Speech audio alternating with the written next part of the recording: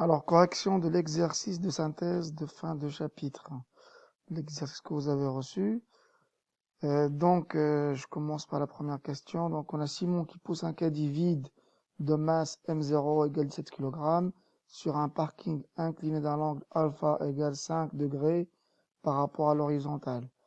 En A, il lui donne une vitesse initiale V0 égale à 16 km/h moins 1. Le caddie parcourt une distance AB égale 8,0 mètres avant de s'arrêter pour redescendre. En fait, il pousse au point A. Le caddie va s'arrêter au point B. Qui dit caddie s'arrête au point B dit que la vitesse en B égale à 0. Calculer l'énergie cinétique du caddie en A. La formule, vous l'avez. 1 demi mv carré. Attention ici, il faut garder la notation de l'exercice. La masse c'est M0, la vitesse c'est V0. Vitesse est en km par heure. On l'a converti en division par 3,6 pour l'avoir en mètres secondes moins 1. Je laisse ça comme ça et je viens ici et je remplace mes valeurs. Alors, la masse, donc, elle est bien en kilogrammes 17 et la vitesse 16 sur 3,6. Attention, c'est au carré. Application numérique, je trouve que la vitesse, l'énergie cinétique en A est égale à 1,7 10 puissance 2 joules. Attention aussi aux chiffres significatifs. On a 2 et 2, donc absolument, il faut qu'il y ait deux chiffres significatifs. La question B. Calculer la différence d'altitude entre A et B, puis la variation d'énergie potentielle de pesanteur du caddie. Ici, on va essayer de calculer cette hauteur-là. On va supposer que pour que ce soit simple à comprendre, que le point A est là, le point B est là, pour avoir un triangle rectangle ici. Et là, c'est la différence d'altitude, la dénivellation, ou que je vais appeler moi H, qui sera égal à ZB moins ZA. Alors, si je prends ce triangle-là et j'applique la relation de trigonométrie, G à B, déjà donné précédemment, c'est l'hypoténuse, et je cherche le côté opposé. Donc là, on va utiliser le sinus de alpha. Donc H, c'est ce que je cherche, divisé par AB.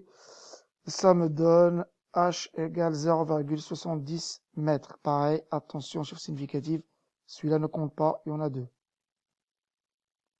Ici, j'ai 2, donc 2.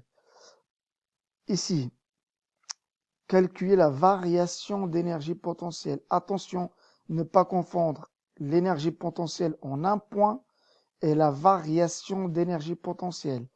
La variation d'énergie potentielle, c'est le point d'arrivée, donc B, moins le point de départ. Point d'arrivée moins le point de départ. Et là, je vais appliquer la formule en respectant bien sûr les notations. Donc M0G ZB, l'altitude de B, moins M0G ZA, l'altitude de A. Si je factorise par M0G, il me restera ZB moins ZA, et j'ai dit que ZB moins ZA, c'est H, qu'on a calculé ici. Je remplace et je calcule. Attention, deux chiffres significatifs, 3 et 2, je vais en garder 2.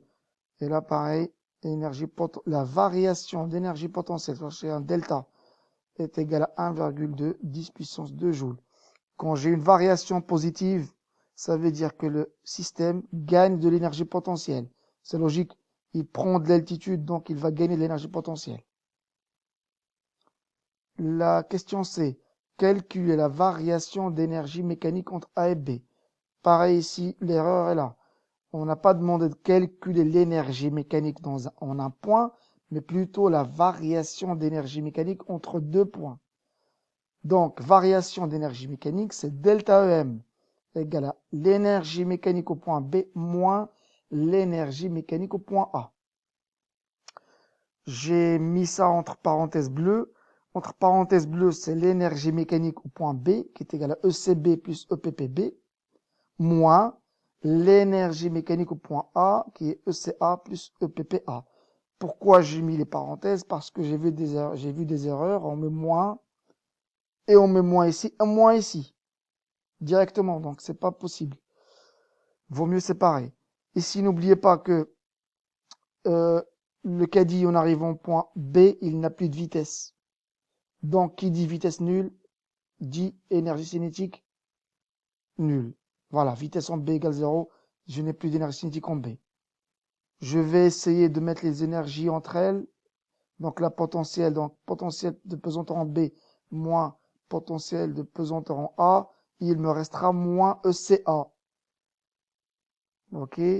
Celle-là, ces deux termes-là vous donneront delta EPP, qu'on a calculé dans la question B. Et ECA, on l'a calculé dans la question A. Je fais une application numérique, je vais trouver quelque chose de négatif. C'est obligatoire. Il faudrait se rendre compte quand vous avez calculé, que vous avez trouvé des valeurs positives. Le système en montant, il perd de l'énergie mécanique. Ce qu'on n'a pas dit ici, il n'y a pas de conservation. S'il en perd, c'est-à-dire que la variation sera négative. Donc, moins 50 joules. Cette perte, bien sûr, tout le monde a compris ça, elle est due à la force de frottement. La norme, on déduit la norme de cette force, donc la force de frottement qui est supposée constante. Je vais la représenter rapidement ici, en prenant le centre d'inertie du caddie, donc on va supposer que c'est ici. Donc la force de frottement s'oppose au mouvement, d'accord, et elle est collinéaire au vecteur AB. Donc là, je vais utiliser le théorème de l'énergie mécanique, variation de l'énergie mécanique, vous voyez, on l'a calculé précédemment, elle est égale à la somme des travaux des forces non conservatives. Et les forces non conservatives, c'est les forces de frottement. J'en ai une ici, elle est là. Et son travail de cette force-là sera produit scalaire de la force fois le déplacement. Le produit scalaire va me donner moins F fois AB. Pourquoi? Parce que ça, on l'a fait dans les précédentes capsules. Produit scalaire de F fois AB, c'est F, la norme de F fois la norme de AB fois cosinus de l'angle. Et l'angle ici, c'est cet angle-là. C'est l'angle 180 degrés. Et le cosinus de 180 donnera moins 1. C'est pour ça que j'ai un moins ici. Maintenant, nous, on cherche cette force F, la norme de cette force. AB, je l'ai. Delta EM, on l'a calculé dans la question C. Je remplace. Vous voyez, le moins et le moins vont s'annuler parce que la force est toujours positive. Une force est toujours positive. Vous allez obtenir F égale 6,3 newtons. Dernière question. Elle ressemble exactement à la question D, sauf que les données vont changer un petit peu. Cette fois-ci, on lâche le caddie au point B. Simon y a déposé un pack d'eau qui a une masse 9 kg. On vous demande la vitesse à laquelle le caddie va arriver au point A. Cette vitesse, on l'a appelée VF. Et ici, vous voyez, on vous a donné la force de frottement, sa norme, celle qui va s'opposer au mouvement lors de la descente, qui sera égale à 10 newtons. Ici, il y a noté aussi, il y aura des choses qui vont changer. On va commencer par le premier changement.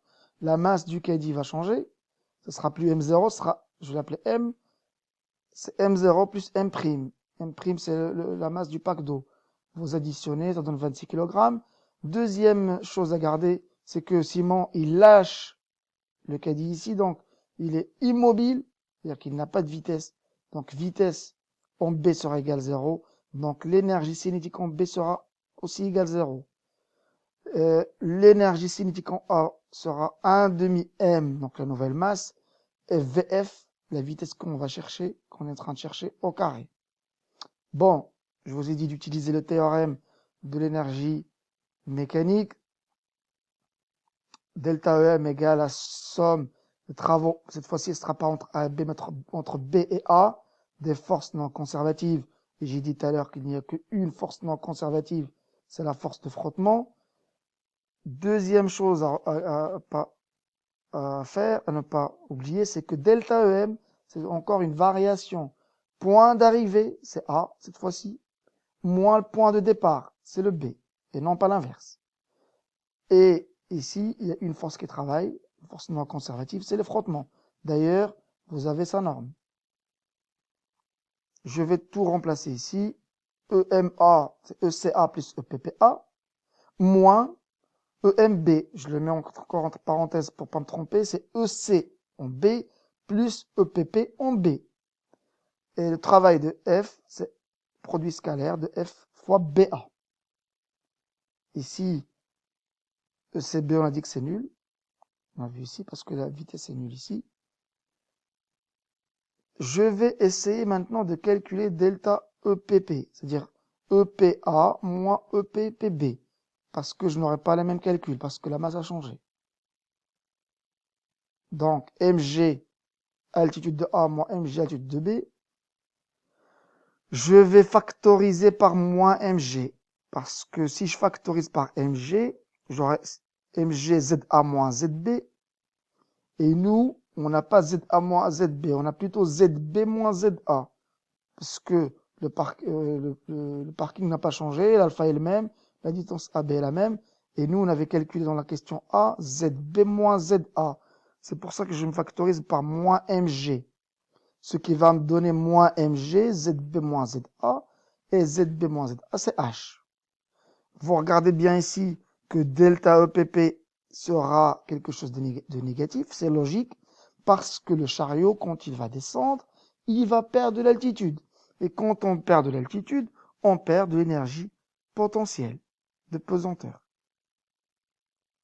Je remplace ici, ECA, il est là, 1/2 la masse, vitesse en A, donc vitesse finale au carré, moins, parce qu'on aura EPA, OPPA moins OPPB, qui donne moins mgh, donc moins mgh. Et ce produit scalaire, c'est moins f fois BA. Force de frottement, cosinus 180, on aura moins 1. Maintenant, j'ai tout ce qu'il faut. Il suffit d'isoler VF. Voilà. J'ai VF au carré sera égal à tout ça divisé par la masse fois ce 2. Et VF, du coup, ça sera la racine carrée de toute cette expression-là. J'ai tout ce qu'il faut comme données. F, c'est 10 newtons. BA, c'est la même chose que AB, c'est 8,0 mètres. La masse, c'est 26. J'ai l'intensité de pesanteur, c'est 9,81. La hauteur, c'est 0,70. Je n'ai plus qu'à faire l'application numérique et j'obtiens 2,8 mètres secondes moins 1. Voilà, c'est la fin de cet exercice.